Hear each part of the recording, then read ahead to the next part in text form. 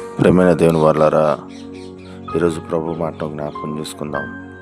ఇదివరకే నేను గెలిచితునైన ఆయనను, ఇదివరకే సంపూర్ణ సిద్ధి పొందుతునని ఆయనను నేను అనుకోలేదు. కానీ నేను దేని నిమిత్తం క్రీస్తు యేసు చేత పట్టబడుతునో దానిని పట్టుకొనవలనని గురియొద్దకే పరిగెత్తుచున్నాను. పిలిపిలికి రాసిన పత్రిక 3వ అధ్యాయము 12వ వచనము. ప్రియమైన దేవుని పిల్లరా, పౌలు భక్తుల ద్వారా దేవుడు మనతో మాట్లాడుతున్నటువంటి విషయాన్ని మనం జ్ఞాపకం చేసుకున్నాం. నేను అనగా పౌలు భక్తుడు క్రీస్తు యేసు చేత పట్టబడ్డానని, ఆయన ఎందుచేత ఏ విషయం కొరకు ఆయన పట్టబడ్డాడో అనే విషయాన్ని ఆయన జ్ఞాపకం చేశాడు.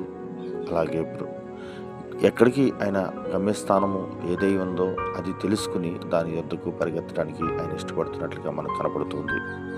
పౌలు భక్తుడు దేని కొరకు క్రీస్తు చేత పట్టబడ్డాడు అనే లేఖనాలు చూస్తే, ఆయన పెద్దల ఎదుట, రాజుల ఎదుట, అధికారుల ఎదుట దేవుని నామాన్ని ప్రకటించడానికి దేవుడు ఏర్పరచుకున్న సాధనమై ఉన్నాడు అని దేవుని వాక్యం రాయబడి ఉంది.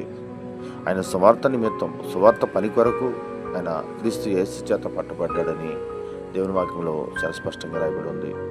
ప్రియమైన సహోదరి సహోదరుడా, నీవు దేని కొరకు దేవుని సన్నిధికి వస్తున్నావు? యేసుక్రీస్తు ప్రభు చేత నువ్వు దేని కొరకు పట్టబడ్డావు ఈరోజు తెలుసుకున్నావా? నీ దర్శనం ఏంటో నువ్వు తెలుసుకుని ఉన్నావా? దేవుని వాక్యం ఎలా రాయబడి ఉంది? మీరు చీకటిలో నుండి ఆశ్చర్యకరమైన వెలుగులోని పిలిచిన వాని యొక్క గుణాతిశయములను ప్రచురింప చేయి నిమిత్తము అని దేవుని వాక్యం రాయబడి ఉంది. అంటే మనము దేవుని యొక్క గుణాతిశయములను ప్రచురించే వారముగా దాని కొరకు మనం పట్టబడ్డాం మన సత్యం మనకు తెలుసా? మీరు ఈరోజు ఆలోచన చేశారా? ఆ గుణాతిశయంలో ప్రకటించేవారుగా మీరు ఉన్నారా? ఎన్నో శ్రమలు, ఎన్నో ఇబ్బందులు, ఎన్నో కష్టాల మధ్య పౌలు భక్తుడు దేవుని స్వార్థలో ముందుకు వెళ్ళాడు.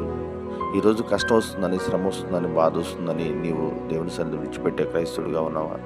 ఆలోచన చేద్దాం ప్రియమైన సేవ సంగమా. దేవుని యొక్క గుణాతిశయములను ప్రకటించడానికి మనం ఈ లోకంలో దేవుని క్రీస్తు యేసు చేత పట్టబడి ఉన్నాం. కనుక ఈ నా మాటలు వింటున్నటువంటి మనమంతా మీరందరూ కూడా క్రీస్తు యేసు కొరకు, ఆయన యొక్క గుణాతిశయములను ప్రకటించడం కొరకు క్రీస్తు యేసు చేత పట్టబడ్డారు అనే విషయాన్ని జ్ఞాపకం చేసుకుంటూ, శరీరమును ఆస్వాదం చేసుకొనక ఆత్మను నడిపించగలిగినటువంటి యేసుక్రీస్తుకి మన స్వాధీనమై ఆయన యొక్క మార్గంలో ముందుకు సాగిపోదాం. దేవుని బట్టి మీరందరినీ హెచ్చరిస్తూ ఉన్నాను. ఈ నా మాటలు క్రీస్తు యేసు నామమును బట్టి ముగిస్తున్నాను. ఆమేన్.